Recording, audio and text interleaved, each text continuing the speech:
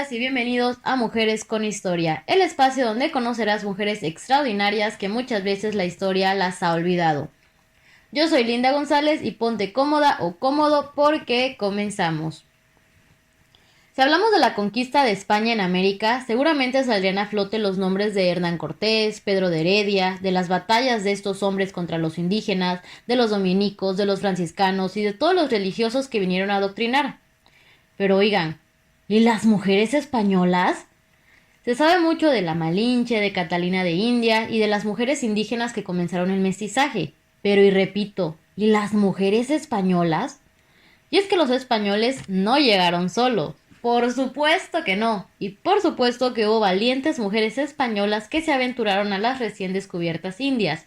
Y si nunca habías escuchado de estas valerosas mujeres, pues siéntate, búscate alguna botanita, alguna chelita, porque este episodio estará buenísimo.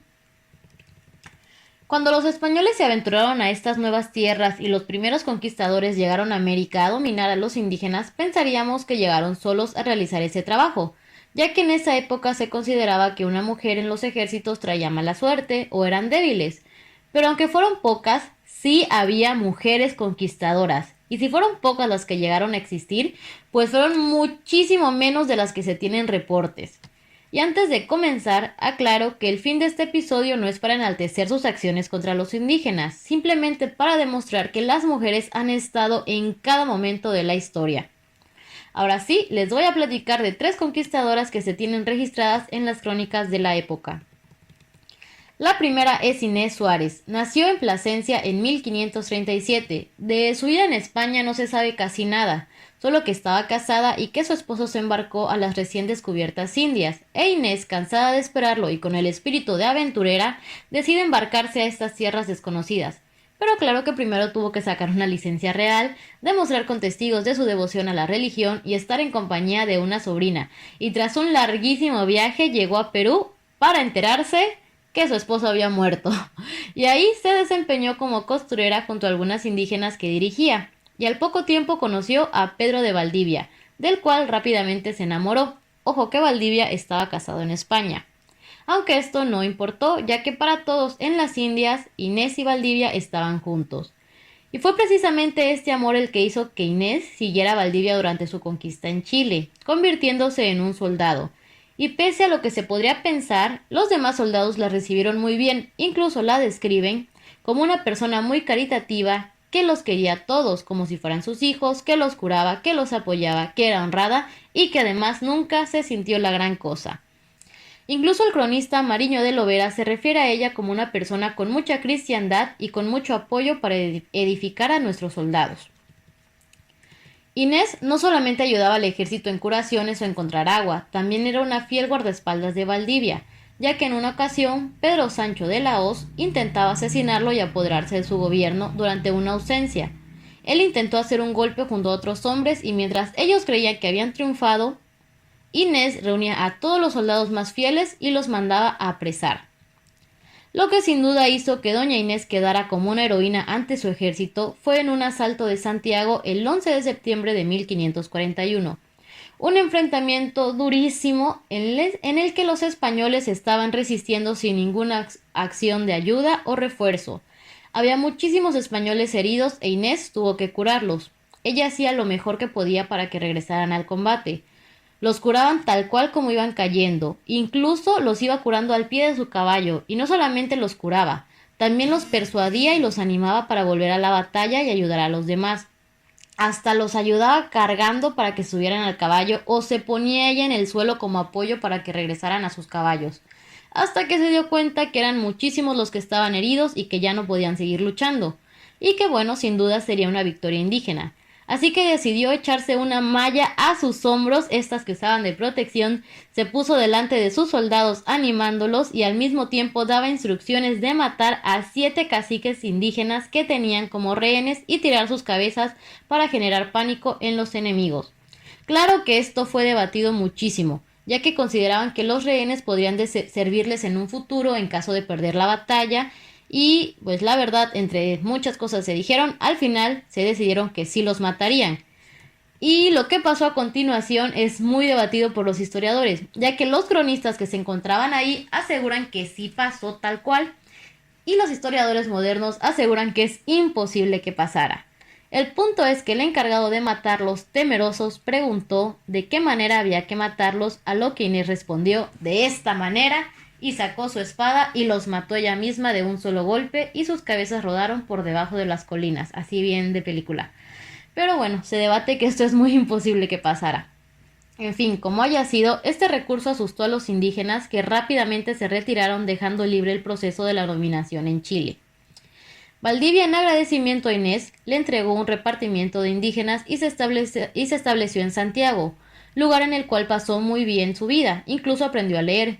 Todo iba bien hasta que un visitador e inquisidor llamado Pedro de las Gasca llevó un juicio en contra de Valdivia, en el cual se le determinó que debía de separarse de Inés por inmoralidad. Recordemos que Valdivia tenía una esposa en España, e hizo que Inés se casara con Rodrigo de Quiroga, quien se convirtió posteriormente en gobernador y ella en gobernadora. Así tan mal, pues no le fue. Inés Suárez fue una mujer muy admirada por sus obras, se le dotó de tierras y encomiendas, y el propio Valdivia le cedió un terreno para construir una ermita para la Virgen de la Montserrat, a la que rindió culto hasta el fin de sus días. Inés Suárez murió, escuchen bien, a los 74 años, sobreviviendo a todos los conquistadores con los que llegó en Chile. Y ahora nos trasladamos hasta la historia de México. Y aunque se sabe de algunas mujeres en el ejército de Hernán Cortés, les platicaré de la que se tiene más documentada. Ella fue María Estrada, que al igual que como Inés, su vida en España se sabe muy poco y es muy probable, tal cual dicen las leyendas, que era una judía que se escondió con gitanos cuando la corona española expulsó a los judíos, y que posteriormente fue encontrada y condenada a muerte, pero después se le perdonó la vida y se embarcó a la Nueva España. Pero otros historiadores dicen que ni era judía ni se embarcó sola, que más bien iba acompañando a su hermano, que era camarera de la gobernadora de Cuba. En fin, el caso es que María llega a Santiago de Cuba y ahí se entera que Hernán Cortés estaba armando una expedición y decide unirse con él. Además se casa con el conquistador Pedro Sánchez Farfán. Y así es como la expedición de Cortés llega a Veracruz. Se desconoce muy bien qué pasó en este lapso de Veracruz, pero seguro se marchan a la Gran Tenochtitlan. Y lo que sin duda hizo que pasara la historia fue su heroísmo al participar en una de las batallas más críticas, donde los mexicas se abalanzaban contra los españoles. Y sí, me estoy refiriendo a la batalla del 30 de junio de 1520, y esa que de tanto nos enseñaron en la escuela como la Noche Triste. Oigan, ¿por qué nadie en la primaria me dijo que en estos eventos también habían participado mujeres? Pero bueno, dejando a un lado mis traumas de primaria, regresemos a esa batalla donde los españoles y tlaxcaltecas luchaban contra los mexicas. Y el cronista Diego Muñoz redacta sobre María. En esta temeraria noche triste mataron a un paje de Hernán Cortés delante de sus ojos, llamado Juan de Salazar, donde asimismo se mostró valerosamente una señora llamada María de Estrada, haciendo maravillosos hechos y hazañas con una espada y una rodela en las manos, peleando valerosamente con tanta furia y ánimo que excede el esfuerzo de cualquier varón, por esforzado y animoso que fuera, que a los propios nuestros ponía de espantos. O sea, esta mujer era una luchadora, una guerrera completamente.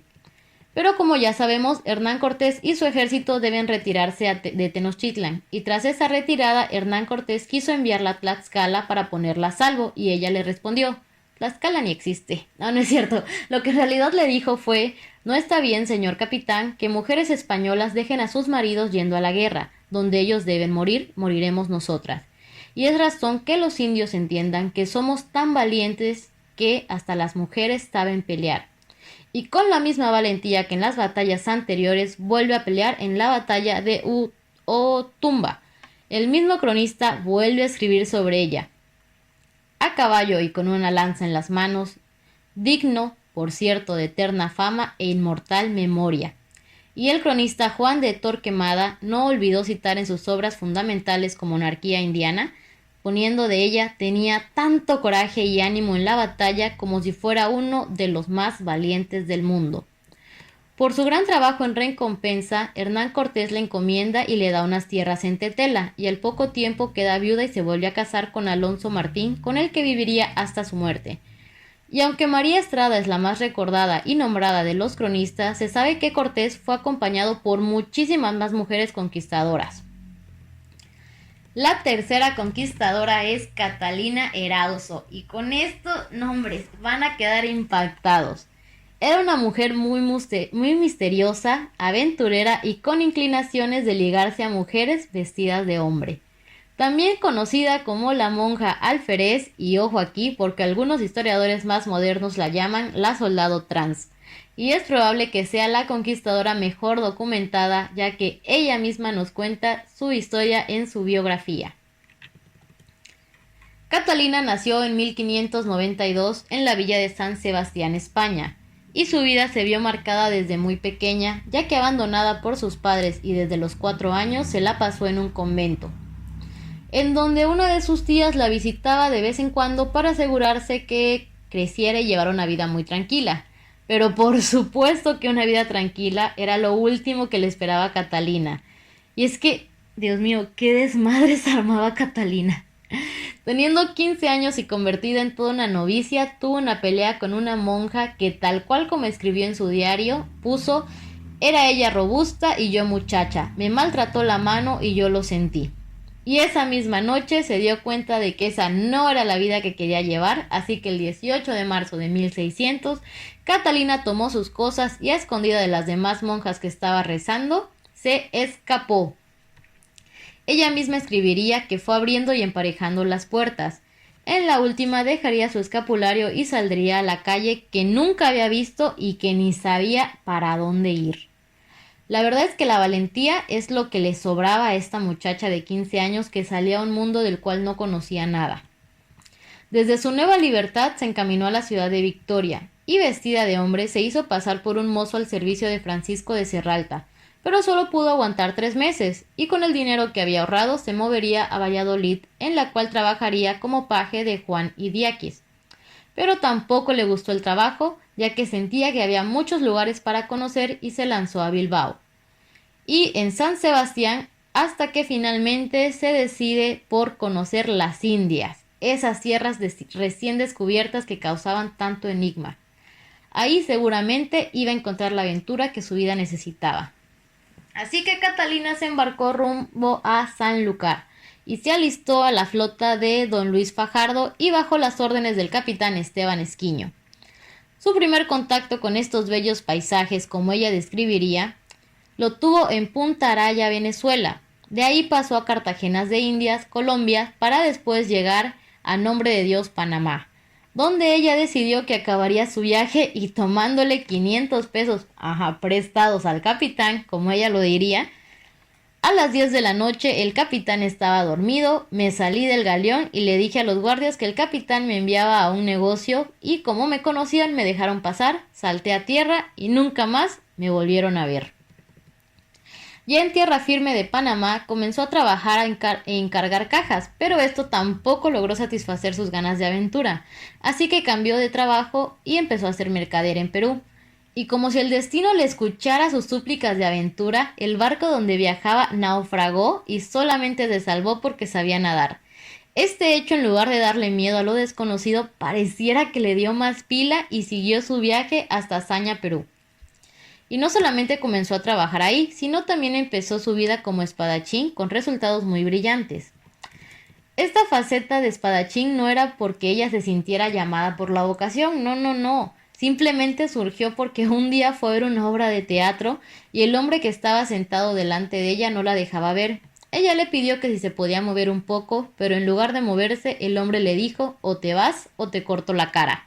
Y obviamente esto calentó la sangre de Catalina, que al día siguiente regresó y le dijo: esa es la cara que vas a cortar, y lo hirió. Un compañero del sujeto llegó a defenderlo con su espada, y Catalina sacó la suya y lo lastimó. Ya cuando fue consciente del problemón en el que se había metido, huyó refugiándose en una iglesia donde tuvo que llegar su patrón para poder sacarla, con la condición de que se casara con Beatriz de Cárdenas, porque recordemos que todo esto lo vivía Catalina vestida de hombre. Y bueno, Beatriz estaba súper enamorada de ella, pero ella tuvo que rechazarla. Su patrón, en vista de que fracasó para convertirlo en un buen marido, la trasladó a otra tienda hasta que un día apareció la persona que ella había atacado y con 2 amigos se puso a poner venganza. Y aunque eran 3 contra 1, tan buena era Catalina con la espada que mató a uno de ellos y fue detenida y obligada a salir de la ciudad. Pero como ella era una persona sin rumbo, pues ni le importó alegar que se quedaba. Y se fue a Lima, donde también se metió en problemas por andar de coqueta con otras mujeres. Y se quedó sin trabajo por andar coqueteando tanto. Al mismo tiempo, se buscaban soldados para la compañía en Chile y obviamente esa oportunidad no la dejaría pasar y se enlistó a las órdenes del capitán González Rodríguez. Y por cosas del destino se encuentra con su hermano, el capitán Miguel Erauso, del cual no le quiso revelar su identidad, pero disfrutaba de una buena amistad. Incluso Catalina entró a su servicio hasta que se pelearon. ¿Y por qué creen? Pues porque a los dos les gustaba la misma mujer y obvio esto destruyó su amistad. Y fue en Chile que su carrera militar creció. Ahí participó en expediciones contra los indígenas y en los duelos durante 3 años. Su fama se estaba volviendo muy grande. En una ocasión, los indígenas mataron al alférez y capturaron la bandera. Catalina y 2 soldados fueron a caballo a buscarlos, mataron a sus 2 compañeros y ella, herida gravemente, peleó y mató al cacique que tenía la bandera. Se subió al caballo y regresó. Por este acto se le nombró alférez de la compañía. Y bueno, también porque el otro ya estaba muerto. Pero el caso es que durante 5 años se desempeñó en ese cargo, ya que ella era una verdadera soldado que se peleaba salvajemente y a pesar de que todo pintaba que tendría una carrera militar brillante, todo se vio truncado por una pelea en la que terminó matando a ni más ni menos que su hermano. Cosa de la cual ella no se enteraría hasta tiempo después, o sea, ni se enteró que mató a su hermano. Así que tuvo que volver a Tucumán y de ahí a Potosí, donde volvió a conseguir trabajo de ayudante de sargento por 2 años. Oigan, qué padre que a donde iba siempre encontraba trabajo de volada, a quien como ella. Y si pensaron que esas experiencias le darían un estate quieto, pues no. En La Plata se volvió a meter en problemas por mujeres y casi mata a un hombre. Lo más grave es cuando volvió a pelearse y mató a un sirviente del corregidor y fue condenada a muerte. ¿Y si pensaron que su vida ahí acababa? Pues no. Antes de ser ejecutada recibió un truco de un franciscano que si durante su excomulgación se quitaba la hostia y la ponía en sus manos, tendrían que limpiarla y dejarla ir. ¿Por qué? No lo sé, no pude encontrar el por qué esta acción. La cosa es que le funcionó y le fue tan bien que el cura le dio una mula y se fue a Cusco, donde una vez más, ya se imaginarán qué hizo, volvió a pelearse y mató a un hombre. Siento que era como el vato malacopa que ya entrando en el desmadre quiere madrear a todos. Solo que esta vez también resultó herida. Decidió confesarse e imaginen la cara del cura cuando le dijeron que era mujer. No, hombre, impactado quedó. Después de esos intentos de establecerse en Huamanga, pero su fama ya era bien grande. La justicia la tenía en la mira y tenía muchas órdenes de ser capturada. Y a partir de ahí su vida fue una constante huida hasta que en la ciudad de Huacambelica, o ¿cómo dice? Huacambelica, la reconocieron y se armó un escándalo para arrestarla, al grado que llegó el obispo y reveló su identidad como mujer. La gente era incrédulo, así que la metieron a la iglesia y escuchen esto, se llamó a 2 mujeres para que la revisaron y tal cual como dicen los cronistas, la encontraron tan virgen al igual que el día que nació. No, bueno. Ante tal asunto, el obispo decidió tenerla bajo su protección y Catalina se vuelve a vestir de blanco como monja. Y antes de partir al convento San Bernardo, fue despedida por una muchedumbre curiosa que no se podía creer la existencia de una monja alférez. Incluso en San Bernardo fue recibida por el arzobispo y por el mismísimo virrey. Y si creyeron que allá acaba su vida desmadrosa, pues no. Después de pasar 2 años en el convento, definitivamente ese no era su estate quieto. decidió regresar a España y seguir armando sus desmadres. Es más, en el barco en el que viajó tuvo un pequeño incidente por apostar. Ya estando en España se fue a Roma, donde fue acusada de espionaje y la regresaron a España. Ahí solicitó al rey una pequeña pensión que sí le fue concedida. Pero obvio no se iba a dar por vencida y se vuelve a dirigir a Roma tomando una ruta más corta por Barcelona, donde es asaltada y queda en la miseria. Oigan, es que no le pasaba a esta mujer. Después de mendigar, consiguió el contacto de un marqués que la llevó con el rey para que la ayudara. Y al fin pudo cumplir su sueño de estar en Roma. De ahí se fue a Nápoles, donde terminó su autobiografía. A partir de este momento lo que se sabe de su vida es muy poco. En 1630 es pintada por Pacheco y les voy a poner la pintura en Instagram. Y en ese mismo año se regresa a Cartagena de Indias. El viaje lo realizó como acompañante y protectora de una dama cuyos padres estaban en México. Sin embargo, las dos mujeres terminaron enamoradas. Al ser un amor prohibido por la época, la dama se casó con otro hombre y Catalina casi arma un duelo con su esposo, pero se logró impedir a tiempo. Los últimos años de su vida los pasa ni más ni menos que en el hermoso estado de Veracruz, trabajando como arriera y transportando pasajeros y equipajes en la Ciudad de México. Uno de sus clientes fue Fray Diego de Sevilla, quien le describiría como que siempre andaba vestida de ropa de hombre, traía su espada y su daga y ya parecía de unos 50 años. Esto fue lo último que se supo de ella, ya que en 1650, camino a Veracruz, se enferma y fallece, dejando su legado como una leyenda de la mujer soldado. Y con esto terminamos el relato de 3 mujeres españolas que se aventuraron a la recién descubierta Nueva España y que sin duda son mujeres de las que nunca nos hablaron en nuestras clases de historia, pero que existieron e hicieron cosas inimaginables para las mujeres de su época. Y a mí me choca, me molesta la frase de mujeres adelantadas a su época, porque es mentira, no había mujeres adelantadas, solo había mujeres que existieron para demostrar que mujeres poderosas y valientes siempre han existido. Y como les mencioné al principio del episodio, no es para aplaudir sus matanzas contra los indígenas o sus actos colonizadores, sino para demostrar que las mujeres siempre han sido parte de la historia, aunque muchos ya no lo recuerden. Y si les interesa saber más de la participación de las mujeres españolas en el proceso de la conquista y colonización, les dejo los siguientes libros: Españolas en Indias, de Carmen Pumar Martínez, La mujer española en Indias, de Cesario Fernández Duro, y por supuesto Historia de la monja alférez, por Catalina Erauso. Los links se los dejo en la descripción y los invito a que nos sigan en nuestras redes sociales: podcast Mujeres con Historia en Facebook y _Mujeres con Historia en Instagram, y que nos comenten qué les pareció esta gran mujer. También nos escriban de otras mujeres que les gustaría que investigáramos y narráramos. Nos despedimos y nos vemos en el próximo capítulo de Mujeres con Historia. Y ya que te quedaste hasta el final, cuéntame si te gustaría una segunda parte de españolas en el proceso de colonización, pero ahora como españolas gobernadoras en la Nueva España. ¿Qué tal, Cuéntame en redes sociales qué te parecería una segunda parte. Adiós.